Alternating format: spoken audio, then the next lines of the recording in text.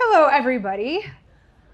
I'm Brittney Tough, and yes, I did say Bob could introduce me with that awesome joke because I don't think in any part of my career, past or future, I will be introduced with an underwear joke. So, thank you. Ooh, moving too fast. There we go. So today we're going to talk about high-value instruction, how to add value as flight instructors to the job that we do that is so important. And today I'm going to talk about flight debriefs. So my name is Brittney Tough. I am marketing at CloudAhoy. I've also been a CFI since 2006 and have gone through various stages of being a rusty CFI, a rusty pilot, all of that to really kind of have that emotional connection to the importance of really getting the best value you can from flight instruction. I am a NAFI member, and there is my email if you'd like to keep in touch, and a beautiful photo of me flying over the Bay Area, which is where I call home, flying out of San Carlos Airport. So as I mentioned, I do work for CloudAhoy, but we are going to talk in general to start with about flight debriefs and the importance of that. Talk a little bit about the flight training experience, talk about why we need to debrief as instructors even when we're so crazy busy, and then also talk about what makes a good debrief, so again, that we're adding that value for our students. And then I'm going to show you some ways to make debriefing really nice and easy. So I wanted to start off with some data, and this is actually really recent data. Redbird Flight Simulations did a flight survey just a couple of months ago. I think it was March or April they did this survey. NAFI helped put it out. CloudAhoy helped spread it out to get as many people participating as possible. And so some of this data is a little bit kind of random information, but just really good information to see where we are in 2021. One of the really positive things that they saw was that 54% of people who are lapsed rusty pilots, like I was, plan to get current in 2021. In general, the flight activity and the impression of flight activity continuing was really positive for that survey, which means we as flight instructors, even if we were already busy, looks like we're going to stay busy, and that's really good to hear. Another point they made, kind of in the corner bottom there, 60% of large flight training organizations do a lot of things in flight instruction that are unique. They're not taking perhaps just out-of-the-box systems. They're doing a lot of customization. And I thought that was kind of an interesting statistic because a lot of us here, especially at Oshkosh, myself, flight instruct because we want to. We enjoy it. I have another job, but I really enjoy teaching. And so it's that interesting idea of being able to customize what you do to your student or what you do for a flight school. And it seems like the bigger flight training universities, bigger schools, they really make it a point for adding value to customize what they do in their program. The other big fact up there is as a CFI, we do 13 hours of unbilled administrative work a week. And we all know the importance of flying with our students, the importance of making sure we spend quality time with them. And then we have all of the other work to do. So I hope through talking about debrief today, I can actually share some ways of why it's important, how I can save you some time doing it, but also understanding that know you're busy and we do a lot of this work to add that value. So while we're not always getting paid, we make sure we're doing what's right for our student. And that's such an important fact of that CFI relationship. So this is a little bit more data. It's a little bit older. Before I came to CloudAhoy some years ago, I was also at Redbird, and I also worked really hard on a great passion project for AOPA, which was the optimal flight training experience. Because from that, and that's probably when we started hearing all really heavy emphasis on that idea that 70, maybe even 80% of people who sign up for flight training never take a check ride. 80% of people actually never are retained through our pilot pipeline. And so AOPA actually said, okay, we need to figure out how to change that number. That number is crazy.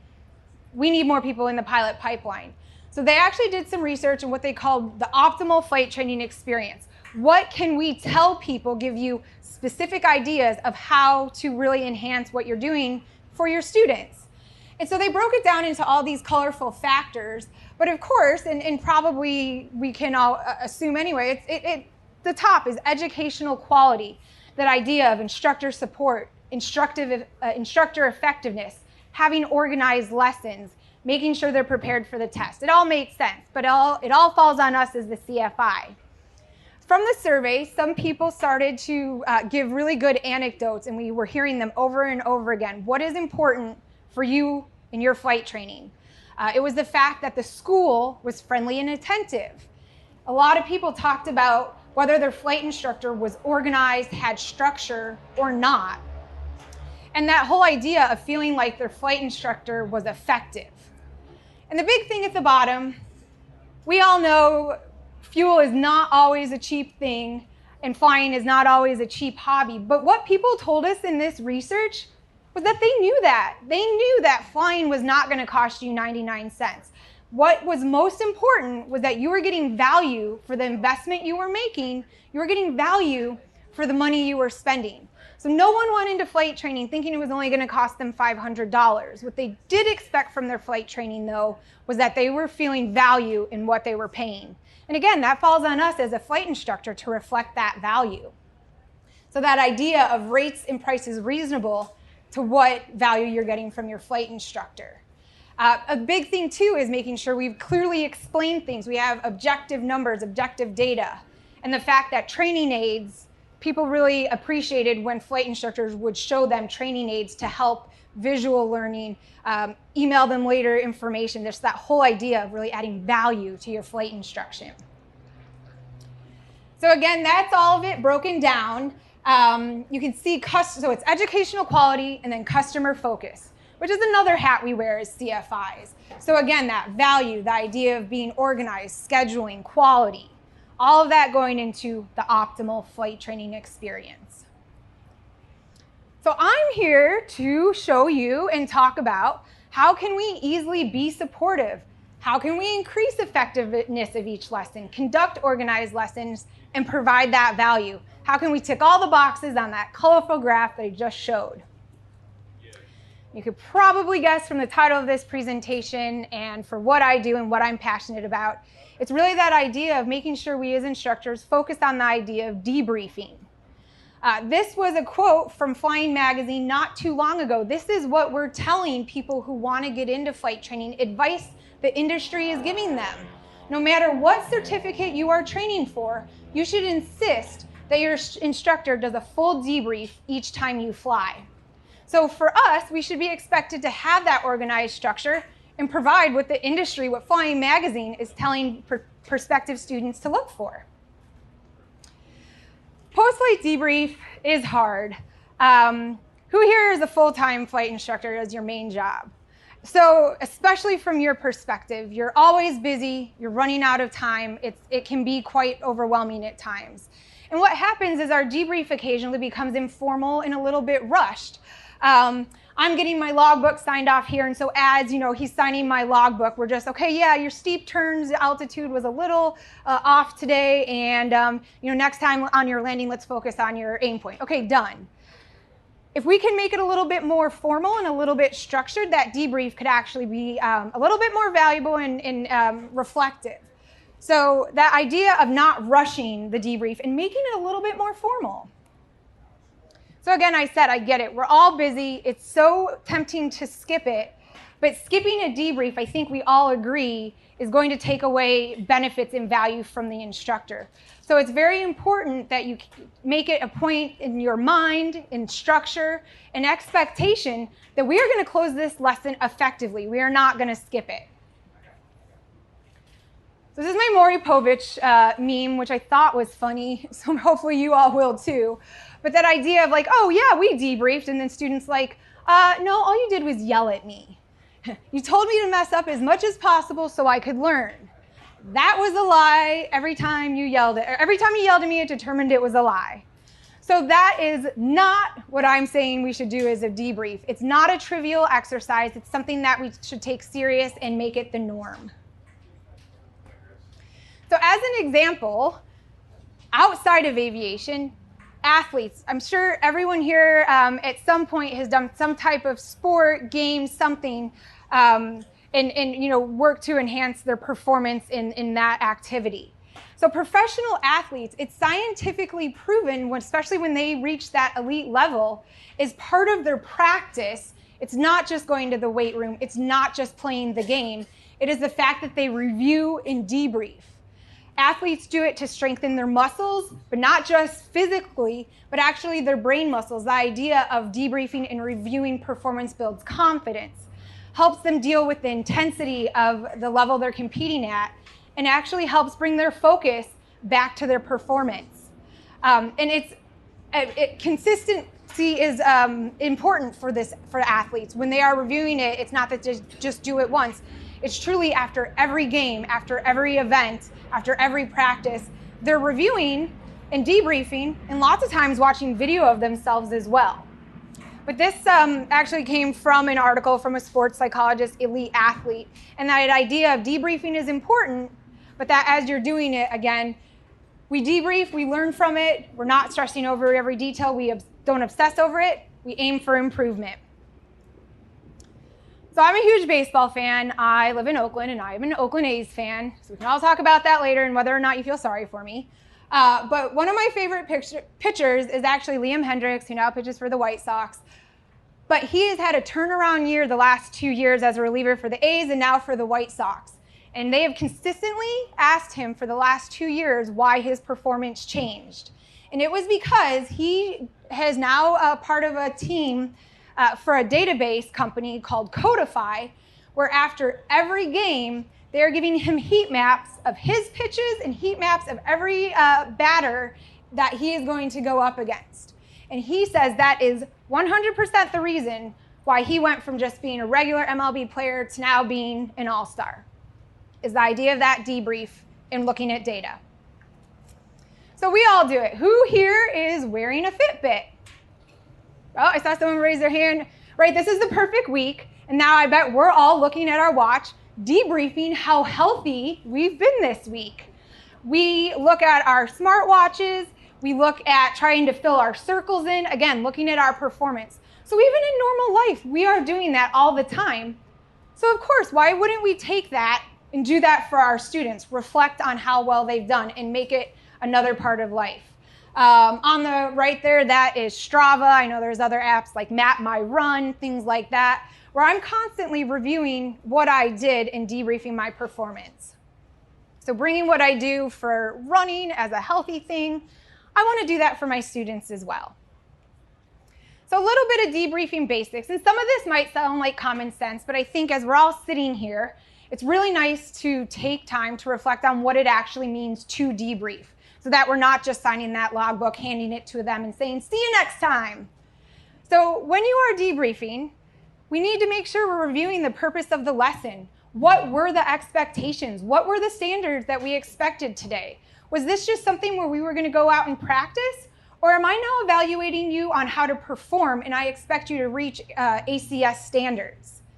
We know there's different phases of learning. We're going from explanation to demonstration, performance with supervision, and then making sure they're ready for the check ride. Does your student know that's what was expected of them? And as you're debriefing, are you reminding them of that? Because there's so much that just happened in that airplane. A lot of it probably, he heard you when you were sitting next to him in the right seat, and then you got on the ground and it disappeared. So it's always good to review that again. And the other important thing is starting from that objective platform. At the booth at CloudAhoy in Hangar C, we're reviewing, pilots' flights. They're coming up, we're looking at flights. And one guy said, oh, my steep turn sucked. And I was like, okay, well, let's talk about what that means. Did it really? Let's look at your data. I bet you didn't do as bad as you think you did. Or at least let's understand what suck means, which, at least we can look at from an objective platform and from data as such, really talk about airspeed, altitude, all of that. We're being specific. So during the debrief, I believe it's very important to let the student lead and it helps start that evaluation of how well they did. and ask them in concrete value. Again, we're not using these very vague terms as far as those steep turns as example. Having the student help lead the evaluation in concrete information. Let's make sure we're always talking about what went right so that we can repeat success, and then what went wrong with those specifications of improving altitude, improving stabilized approach, things like that, but concrete suggestions.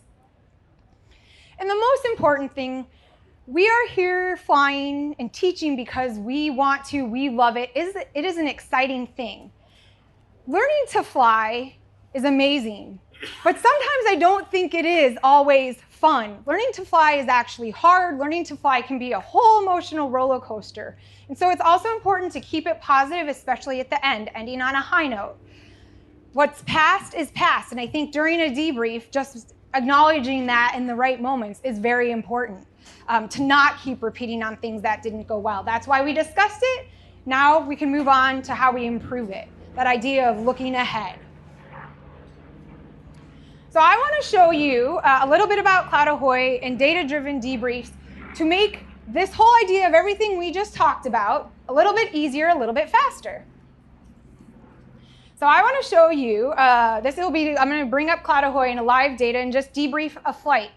So we'll start from exactly what I just said, the steps we just went through. Let's bring it up. So this is a debrief. It's live, connected to the internet, so hopefully it works. If not, I made a video. But the objective of this flight was actually for me as a rusty pilot, just to get familiar with the airspace of San Francisco Bay Area. And so the objective had nothing to do with maneuvers, and we knew that and laid that out on the line. It was just to go flying and talk on the radio and focus on holding altitude, scanning, those type of things. So the objective was very simple, and what we were looking for as far as specifics, I understood for this lesson, my instructor understood. We're not evaluating maneuvers, steep turns, anything like that. So up here, you can see the VFR sectional. You can also see how crazy SFO Airspace is. So, oh, you know what? This is the video, not the live debrief. Let's get a live debrief if it works more fun. There we go. Okay, so here is San Francisco SFO Airspace. One of the main things we reviewed, which we debriefed, and then I reviewed myself at home, is the idea of the noise abatement procedures at SFO. So I had to zoom into this map and really talk about how well I flew the noise abatement procedure.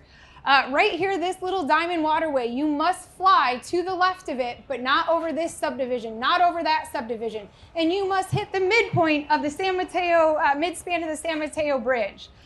A lot of overwhelming information. So when we sat down to look at this, my instructor reviewed it with me, sunk in a little bit more, and I was very proud that that all worked out great. So I also, in that video, as you can see, had the overlay of the sectional. I can scrub through to look at my altitudes. So I will bring up this flight and bring up the graph at the top. We have green line is at my altitude. The blue line is my indicated airspeed that CloudAhoy calculates from the GPS data. So I can drag through. When I'm departing, I cannot go higher than 1,500 feet because San Francisco is right there. And then right behind me is Palo Alto, and right ahead is also Oakland. So 1,500 feet is a very serious altitude to not exceed. So as I scrub through, I can look, and it's a little small in the green up top there, but before crossing that bridge, I'm holding pretty good at 1230, 1250. So again, whew, didn't bust the airspace. So good review. As the instructor reviewed with me, we both said check. That was a good approach, good noise abatement procedures. So I can move through and scrub through the rest of this graph, just again, mostly focusing on how stable my altitude control was as I flow through Golden Gate Bridge, around Alcatraz, all of that. But let's get to the landing, which is something we all talk about. So if I click on CloudAhoy, we auto segment in the left side here. So I can actually check mark and click to zoom into my final approach. I can look at it in 2D, I can look at it in 3D. The internet has been a little slow, so I'm going to leave it on 2D for a moment. But what the interesting thing was, so a quick debrief here, we can look at how I broke down my landing. Green is good, yellow is okay, pink's a little funny. Descent angle inconsistent. Okay, bam, that's one specific thing I know I need to work on. Centerline deviation on final score to 63. Seems all right, but I knew I was a little squirrely, so I can actually play this back in the HUD view, and we can kind of watch and agree that my centerline deviation was a little squirrely. So that's it. 2 minutes debriefing that flight, understanding exactly what the goals and objectives were, and now understanding very specifically how well I did and how well I met that. So now I know for next time I'm going to work harder on center deviation and continue to get familiar with airspace. So that was a little bit about debriefing VFR flight. So I'll bring up my presentation again. Saw my Bay tour. So how did that all happen, what I just showed you? CloudAhoy is data-driven. So we take flight data. This specific one came from my iPhone. I recorded from the CloudAhoy app. I hit start and it started logging and recorded that data. When I landed, there's an auto stop, takes the data, sends it to CloudAhoy. CloudAhoy then combines and merges my GPS data running through with aerodromes, looking at published approaches, NOAA wind data, V-speeds for the specific aircraft I told it flew, and then analyzes that. Analyzes it to give those different segments. You could see I could click and look at a landing. I could click and look at my departure. So doing that automatic breakdown and segmentation to make it easy. And then it also will analyze scoring. So it was scoring my maneuvers, scoring my approaches to give you a couple of different ideas of visualization. So this is a whole flight, and then I decluttered to just look at the traffic pattern. How did I do? Real quick, I'll take 1 minute to look at that. Looks good, maybe a little bit rounded as I departed. And now I can see it and move on to know I can improve a little bit more.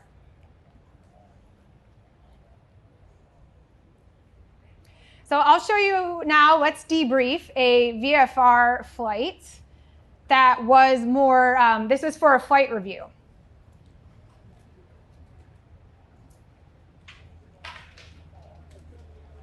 My fingers are getting sweaty, so it's not as quick.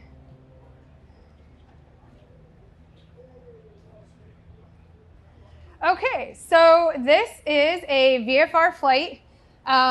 And so we're debrief. The objectives were to, as pilot in command, show that I could safely recover from stalls in slow flight, perform steep turns within ACS standards, and then also practice some emergency landings. So we can look at a slow flight maneuver. I'm going to declutter and zoom into slow flight. I'm going to click on to bring it here. So who here feels like they're always telling their student to add right rudder? Yes, always, right? Right rudder, right rudder, right rudder. So in this, I was in the airplane. So I was a student for this flight. I heard my instructor next to me saying right rudder. I heard her, I believed her, and I swore I added the right rudder. But we came back to debrief and talking, of course, how uncoordinated stalls are absolutely not okay. So we looked at the debrief, looked at the HUD view where I'm starting off, the stall's just about to break. I'm at about a 116 heading, and we can now watch as I'm starting to lose lift. I'm about to pitch nose down to recover. I ended up at a heading of 107. I started on 116. All of that left turning tendency, and I did not correct for it. So only when we saw this in the replay did it actually hit home, did I actually understand I needed more right rudder. So that was a great example of showing the objective was to perform a slow flight into a stall safely. And we talked a lot about that idea of that much left turning tendency probably not being as safe. So I did another stall after that, same exact scenario, and I did a little better. So starting at 114, play through here. But what you're going to notice is I corrected this time. So I knew I heard her when she told me the first time. and I actually listened, but only until I saw it back here did it actually make sense. So again, started at 116, recovered at a heading of 114. Not so bad. So the next thing, the idea with these debriefs and actually being able to use objective data is to do it efficiently, effectively, and actually do it in a manner where you can move fast through concrete suggestions and specifications.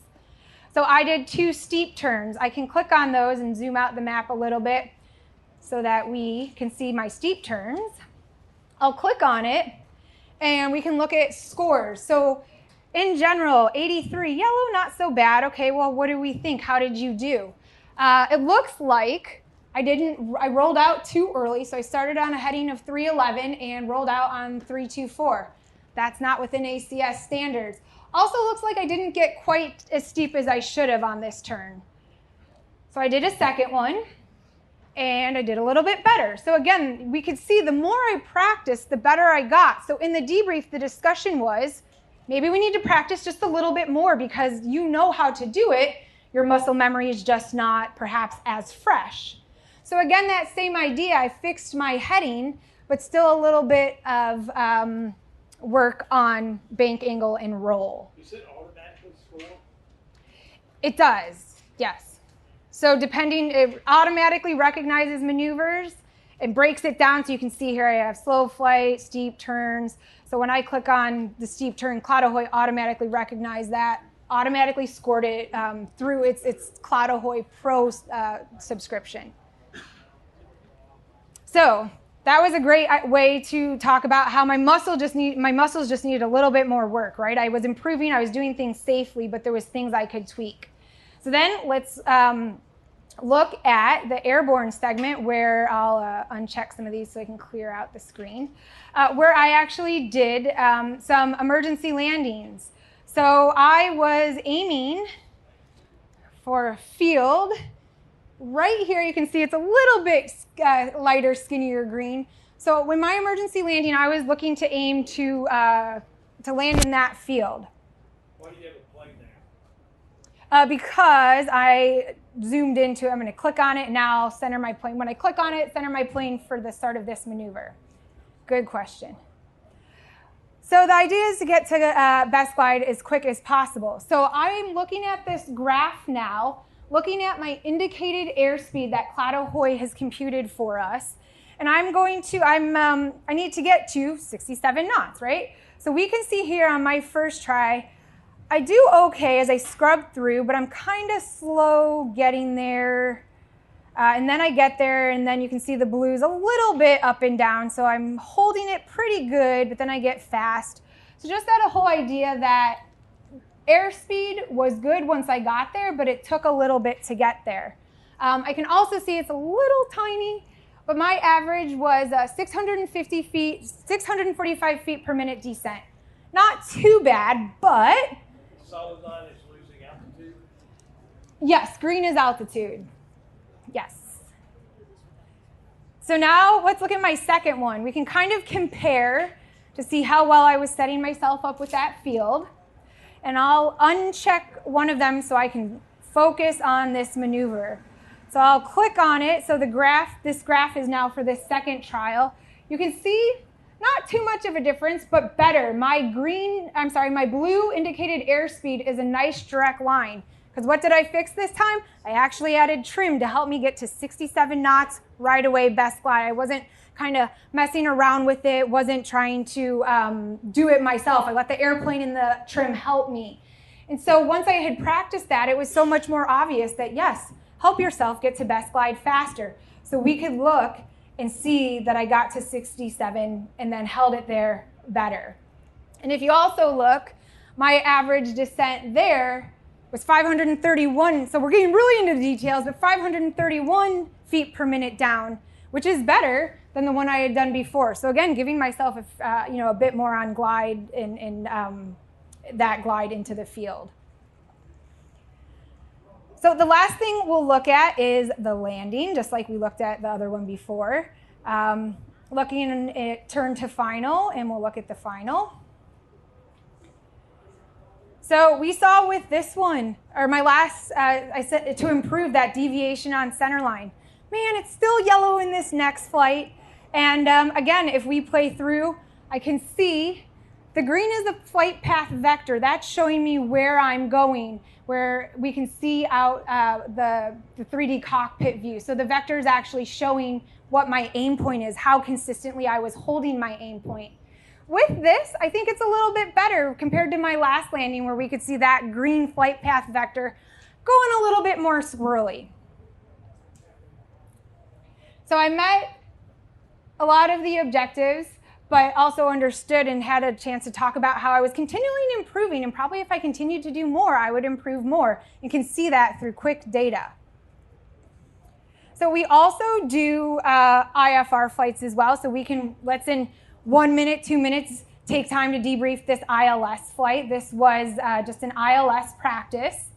And what I can look at here, again, is this solid line is my glide slope, and we have the glide slope beam pictured there. And again, looking at altitude. So right away, during this flight, it was flown fast, and I knew that. So even in this graph, CloudAhoy highlighted pink, an area of concern outside of the set envelope. So it was indicated airspeed, highlighted pink because it was outside of that recommended. The dash line is 80 knots and then gives a little leeway in the gray area. But if I drag the graph to that area, I was flying at about 100 knots. And so not too fast, but a lot faster than I've trained, a lot faster than I should have been flying. So something to focus on, that idea of airspeed control on this approach. And you can zoom in, you can look, this is in 3D.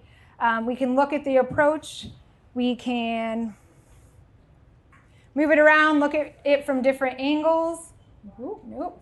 And again, also watching that path here, and also watching the glide slope. So again, just understanding how consistent, how well we held that heading, how well we tracked it.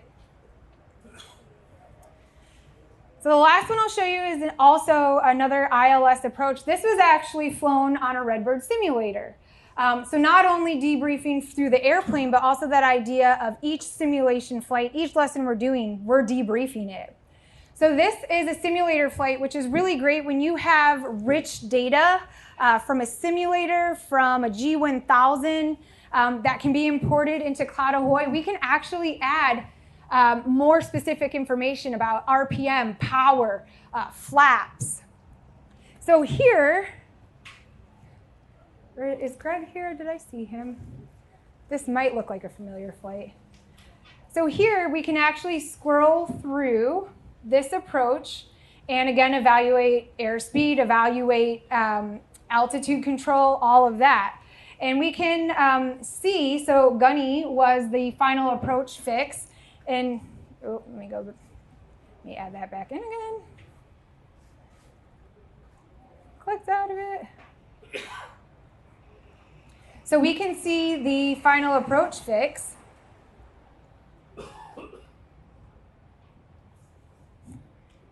And you can actually see where the flaps were added, flaps 10, flaps 30, so you can actually follow through and watch it happen on the playback. So very nice control, very nice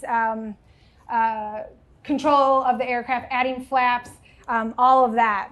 And we can see still really great, but you know, flown a little bit on the faster side at 90 knots. So you know, always a point of discussion as well.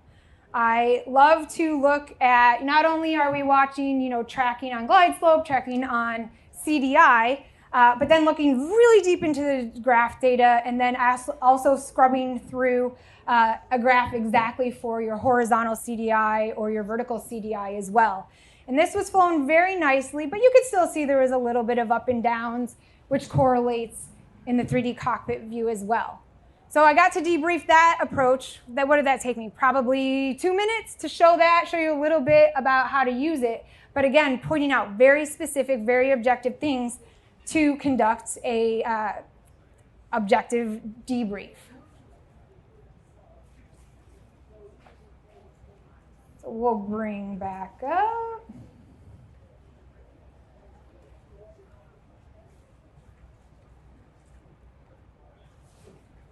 The presentation.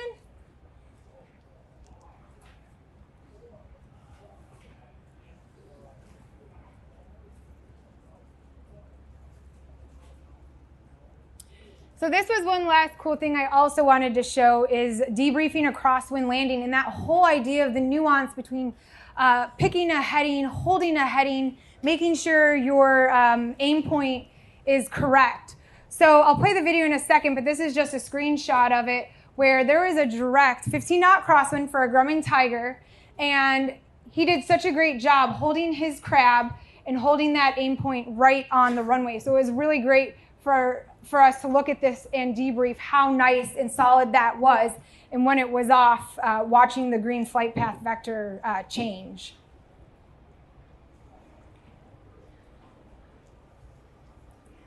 So this will just play through. You can see his landing. You can see here how nice his crab is. I believe on this video, I'm going to expand in a second. I checked the winds to see. I can also overlay wind barbs on that track to emphasize. So it looks like, there we go. There's wind barbs. You can see how stiff that direct crosswind was. And again, how nice and solid that flight path vector is, holding on to the aim point of the runway. Great landing, great job for this, this pilot.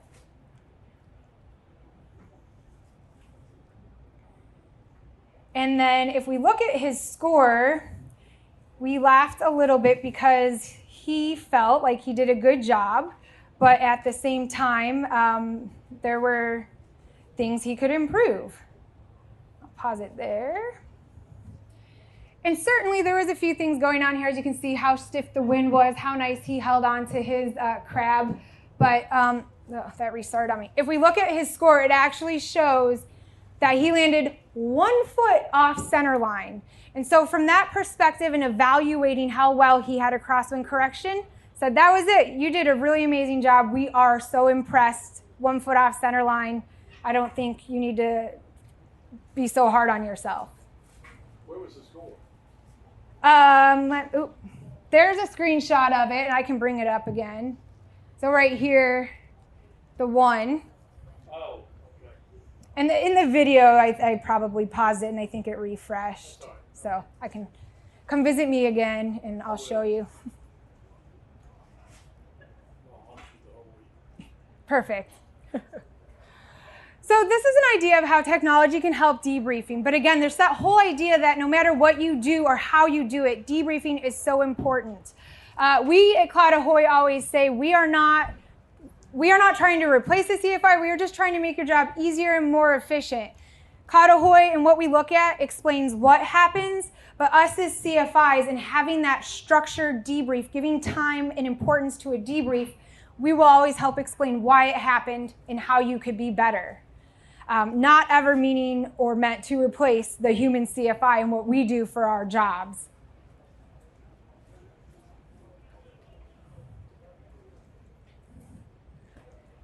Jumping back and forth between what I'm showing you. So, and I just wanted to show with scoring and all of that, just that idea of, we're talking about how to use it for training and the idea of how important debrief is for us as instructors in training. But it's that whole idea that you made it important for training also makes it important for the student, for the pilot, so that when they leave you, they are also always evaluating their performance. They're debriefing themselves as well, and hopefully in a formalized way also. But the idea that not only is it good for training, but it's good for proficiency. It's going to make you better. It's going to make you safer. Taking that time to debrief, whether with technology or not, is going to help you understand trends, repeated mistakes, and help you focus on the future. So this is actually a snapshot, and you'll notice a theme through what I've showed you on a lot of some of my own personal flights. Looking at the scores and this idea that debriefing without my instructor. So now I'm going for a flight review, and what do I want to tell them I know I need to focus on? Well, looking at some scores, I can see a trend right now. I get lots of greens and yellows, but where I'm always getting yellows and reds is centerline deviation. And I review these flights, and we can see headwind 6 knots, crosswind 3 knots.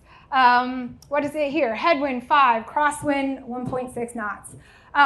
So I can't even blame the wind on this idea of having a little bit of consistency on centerline deviation. So I'm going to take this and I'm going to tell my flight instructor that we need to focus on this. I want her to watch. I want to look at CloudAhoy, and I want to continue to evaluate is something specific and objective that I'm going to focus on and I'm going to get better at.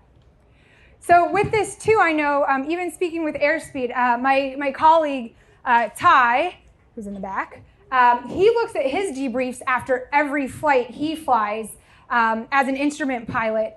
And he notices a lot of interesting data about his airspeed control, and the fact that he kind of flies perhaps a little bit faster at certain phases of flight than he should. So again, debriefing, whether it's for training or not, to make yourself a better pilot. So at CloudAhoy, we work with a lot of great partners to make sure and help enhance this idea of debriefing, proficiency, really helping flight instructors be more efficient and effective at it.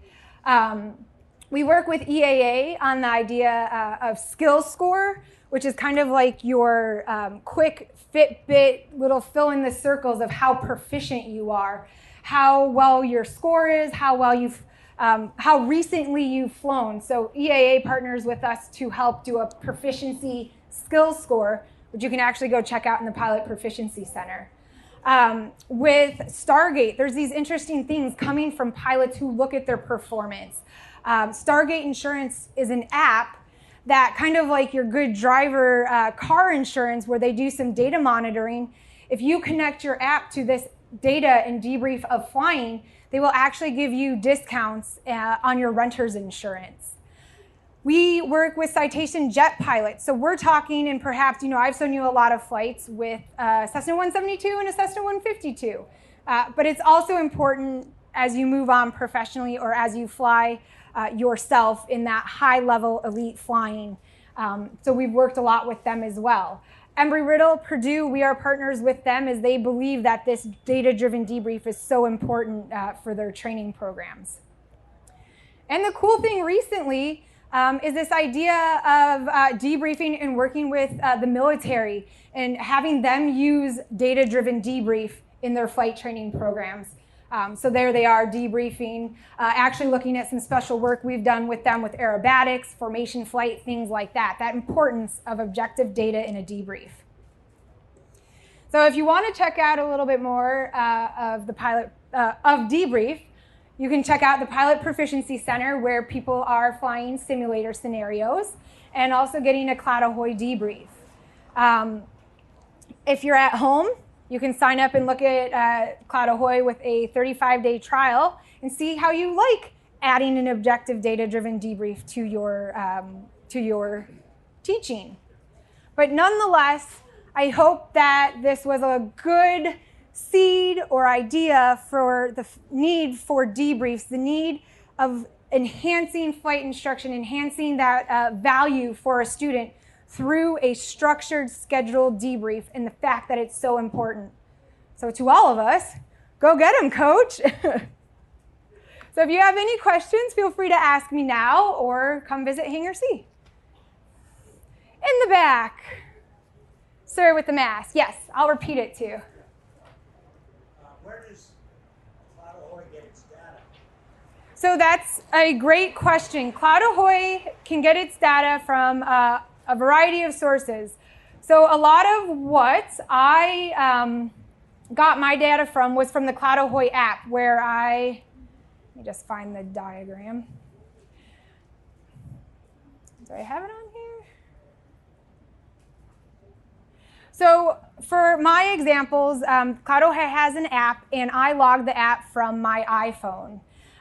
For the Redbird simulation flight, that data came directly from the simulator into CloudAhoy, so it had a lot more data points to pull from. If you have a G1000, you can actually upload from the SD card into CloudAhoy, which is how you can get more of that rich data with gauges, things like that. I saw Tani, she had a brochure which has a graphic of all the ways we can get data, and so I'm sure she can show you that too, since I can't find it in my presentation. Yes, yellow shirt. What's the, I know you get a 45-day free trial, is that what it said? I'm sorry? How many day free trial? 35-day free trial, and that starts from your first flight. So if you even signed up today but you're not flying for a while, it won't start till then. And how much does it cost to go with it? Yep, good question. So CloudAhoy has a standard level subscription, which is $65, and a pro subscription, which gives you some of that scoring, a lot of the breakdown of instrument approaches. That's $150 per year. But if you are a NAFI member, you get a discount. Yes, sir, Vance. It sounds as though you're not charging for the debrief. Am I hearing that correctly? Me personally? As a flight instructor, I mean, I can't imagine not charging for ground. Oh no, I agree. Our time is our time, or however you charge. This is a way to make it efficient so that if you are busy, if you are trying to make it structured and organized, it is part of the debrief, and you can look at this together. I'm not saying that you just send the student to this. You do it together. We bring this up together and charge. Yes, I do charge for debrief time. So you're charging for the brief and the debrief as well as the flight time. Yes. Personally, that's a personal how I charge. Yep. Yep. Any other questions? Yes, sir, blue shirt. Does the student have a login for CloudAhoy, or the instructor, or both? It can be both. So if I have an account as an instructor and my student does not, I can still share that flight with them. So there is actually a link that says share, and I can send it to you and you can look at all the information we just reviewed. If you also have an account and I enter your name on the log or on the data, then it automatically goes to your account. So it could be either or. You can share it. Yes? It can, yes. So if you don't want to, so there's a million ways, and I'll make sure you get a brochure. But yes, so for flight, if you have track logs, you can send it from the iPad, hit the top right button there, and send the file to CloudAhoy. Give it a few seconds, and it'll open up in CloudAhoy. Which is better, using the CloudAhoy app without a G1000, or using the for-flight data? Which is better? Ty, which is better? I think it's similar.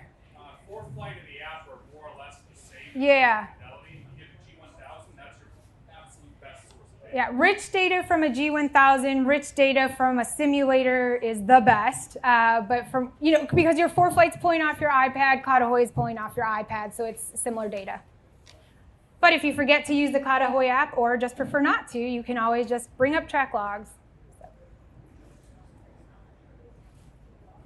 I'll be in Hangar C all week. I'll be around here right now.